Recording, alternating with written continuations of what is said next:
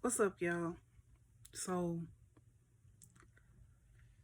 man, it's a new month full of blessings, lessons, prosperity, love, peace. I want it all. But, like,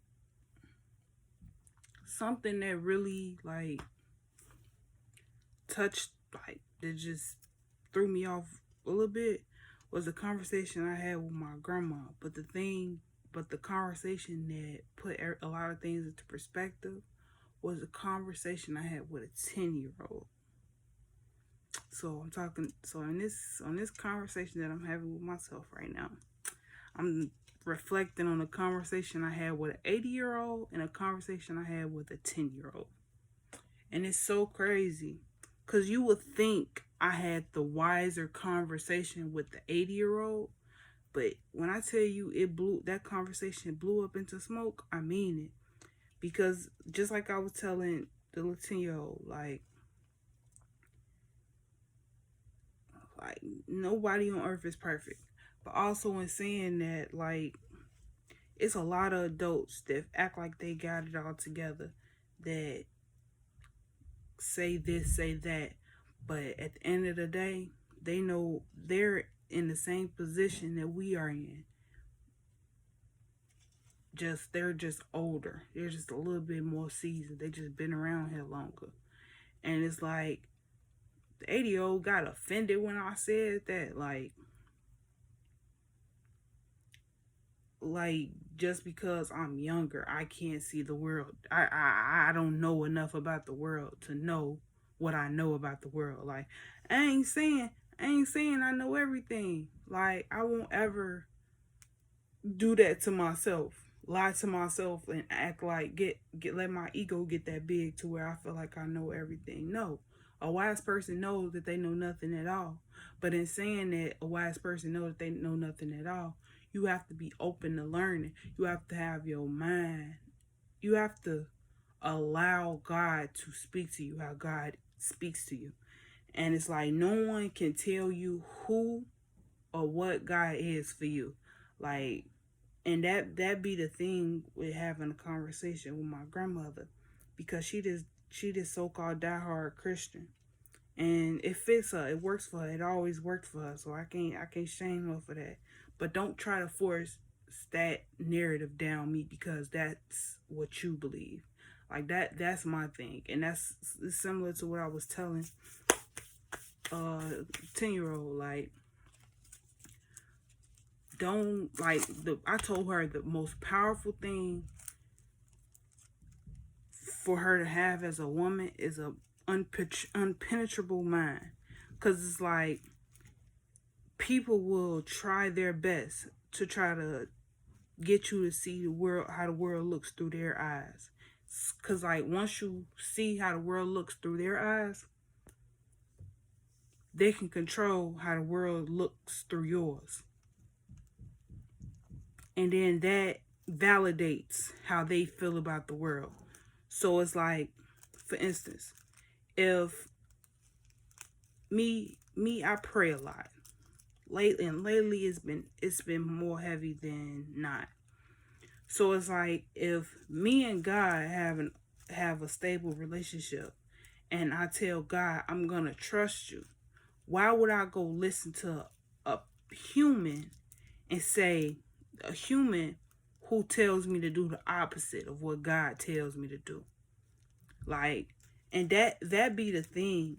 Like, and I said this to my grandma earlier. Like, the foundation of my life was built on Christianity.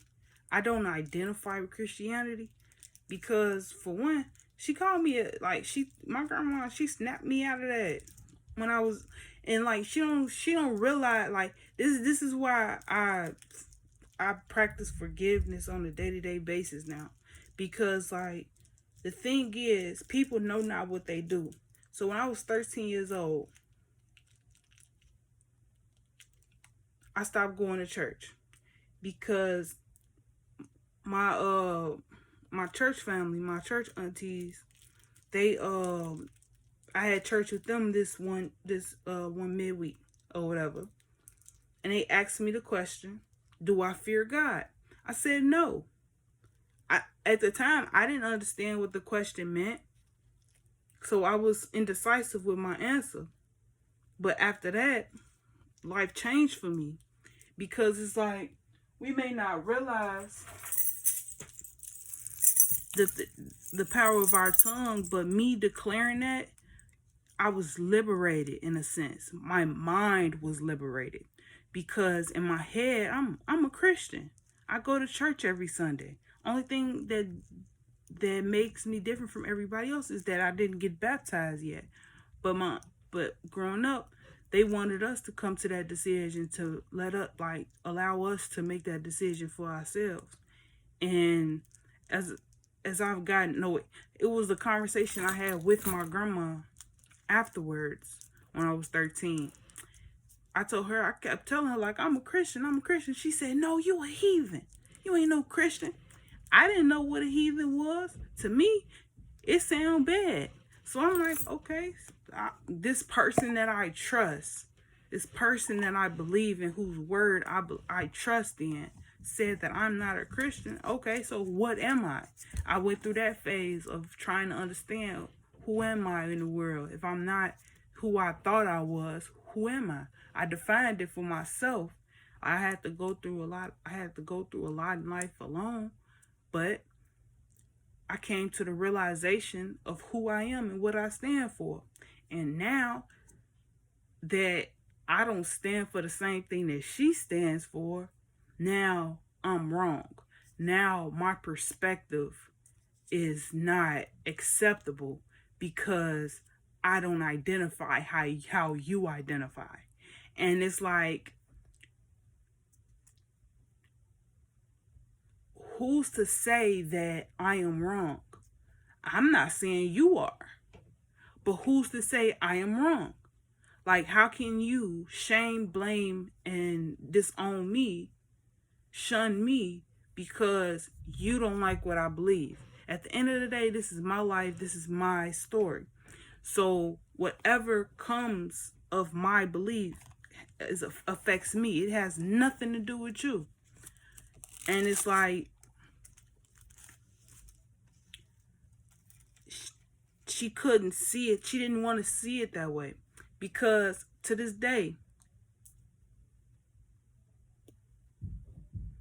I still hold no fear towards God, because I don't care what anyone says, how anyone try to twist the words around. Fear is fear. So no, I do not fear God, because what I fear, I cannot love. I cannot love and fear cannot exist in the same circle, because it's love that makes the circle, and it's fear that breaks the circle. So why would I hold fear when all in my heart, all my life, I ever held was love?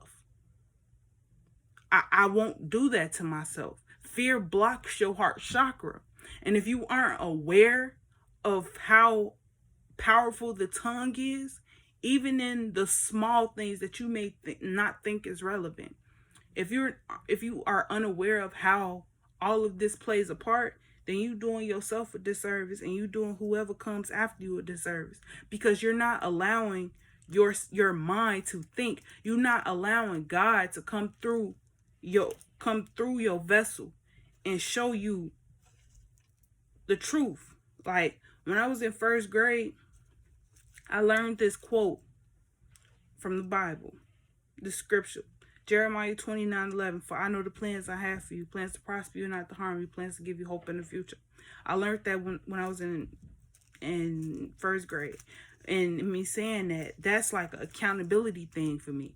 It's more to it than that. Like, in my eyes, God said, I got a plan for you.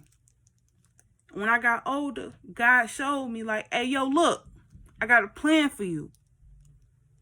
I told God, like, no, what you talking about? I don't want this. God said, hey, look, I got a plan for you. And when I put my shields and swords down and I allow God to be God in my life, I saw what God mean. And and I had to tell her, like, no one can get me out of that mode to where I look at God as anything other than love. God is love to me. Whoever is guiding our direction, that's love. It's nothing different.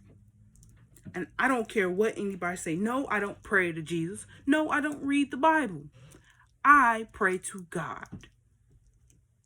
I meditate with God, with that feeling, with that thought, with that spirit.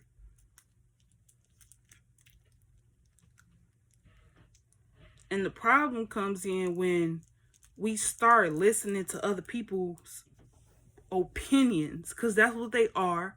Everything about the Bible is an opinion, because it's all based off of your own life experiences. That's the only way you can see clearly throughout that book.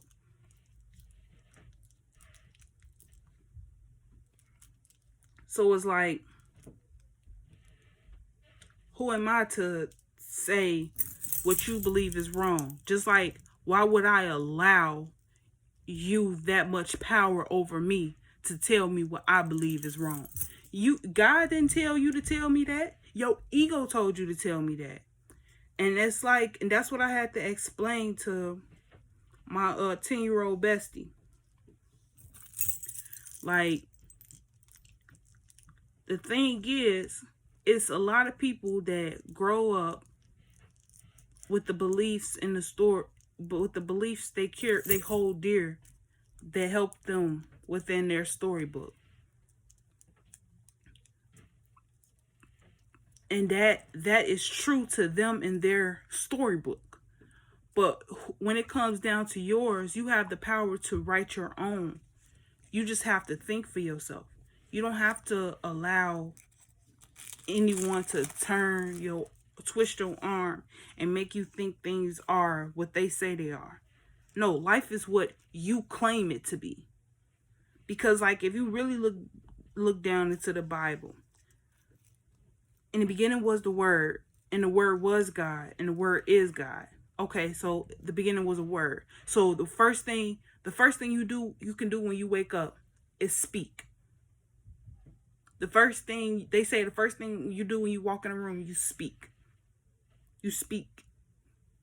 When a baby first come out the womb, they speak. They speak words. We can't understand what they are saying, but their cries is their form of language. That is their words. So it's like, in the beginning was words. So it's like, at the end of the day, God communicate through words. God formed a whole bunch of books. Did God come down here and say, "Hey, yo, look, we want y'all to read the Bible. I want you to read the Bible"? God ain't tell me that. Because if God did, it would be sitting right here. But instead, I got the hip hop book over there. I got Chocolate for the Women's Soul, and I got Black Labor, White Wealth. Because not only did God had a hand in writing the Bible, God had a hand in writing these books too. I can't reach them right now. But God had a hand in writing those too. And it's like, a lot of people talk about how the Bible coming to fruition, and that it is. And also, the part of the Bible coming into fruition is realizing that we've been raised by a whole bunch of hypocrites. We've been raised by a whole bunch of ignorant people. And it's not saying that they're ignorant to God. I don't know. But I do know ignorance when I see it. Ignorance is when you lie to yourself, but you claim it to be true. It's when you don't know what you're talking about, but you claim it to be true. Like, and everything I said comes from my own life experiences. So it's true in my eyes until it's not. And it's like, that's why I formulated my channel the way that I have. Because it's this Assata Israel is she who struggles to find balance with God. This is a place, my YouTube is a place of insightful understanding where we break down the insight and we understand it in our own way. You have in one playlist, you have my lessons and blessings of when I was 22. And now I'm making the playlist of my lessons and blessings of when I'm 23. And guess what I'm going to do when I'm 24? I'm going to do some more lessons. I'm going to have some more lessons and blessings. It may just be the same ones from 22 and 23. It could be the same things. It could be the opposite. I don't know, because I work with God. Like, and it was so crazy because it was this one time I told my grandma, like, I'm God's soldier. She laughed at me like, you God's soldier. Like I'm stupid or something for having that much faith in God. Like, I don't know what people do when they pray to God, when they pray to Jesus, but when I pray to God, God talks to me in more ways than one. And if I say I'm God's soldier, it's because God anointed me to be the soldier. And it's like, for someone who pray to Jesus and tell me that I need to pray to Jesus and not to God, that tells me a lot. Tells me an awful lot. Because it's like, if you don't look at yourself as God's soldiers, then who the hell is you? And who the hell is you praying to? Like, keeping it real. Like, this is just my inner thoughts, but this my real ass thoughts. Like, to the point where I'm getting agitated because I'm really thinking about this shit. Like, people, like, and this is why I told the little girl, like, I told her, I said, the greatest thing you could ever do for yourself as a woman is to think for yourself. Don't ever think you need someone to hold your hand through life and tell you what to do and how to do it. No, that's what you have you for. And that's the thing that people don't understand. When you ain't raised with parents, when you raised by the world, when you raised by your village, you see life differently. And when you see life differently, you begin to formulate your own understanding on life based on the people you encounter and the lessons and blessings that you go through. And it's like, and that's what I told her, like, don't even look at what I say as factual or not. Research everything that I say, because I'm not perfect. I am not. I'm far from it. Like, man. But one thing that I learned from my journey, and I heard Tupac say it in the most realest way, stop looking for role models and be real models. Like, stop trying to play a role and be real. The greatest thing you can do for a child is be real. The greatest thing you can do for someone growing is be real. And if you can't be real, then fuck you playing a role for. Like, I don't give a fuck. Because it's like, this world is too chaotic. It's too much going on in the world for everybody to be playing a role and talking about, we gotta be this way for the kids and stuff. If that's not, if I know I smoke, and I'm gonna keep saying this, I talked about this before. If I know I smoke, and my little cousins know I smoke, and I find out they smoke, well, I'm gonna tell them not to smoke. They gonna look at me and be like, look at your lips. You smoke? So it's like, why would I tell them not to? Because that's what adults tell kids. Like, no, I'm not finna do that to them. Like, no. I'm gonna educate you a little bit on what you doing. And I'm gonna test you out to see how you doing. Like, to me, that's the greatest gift you can give to a child is to treat them as an equal. Because a lot of people look at children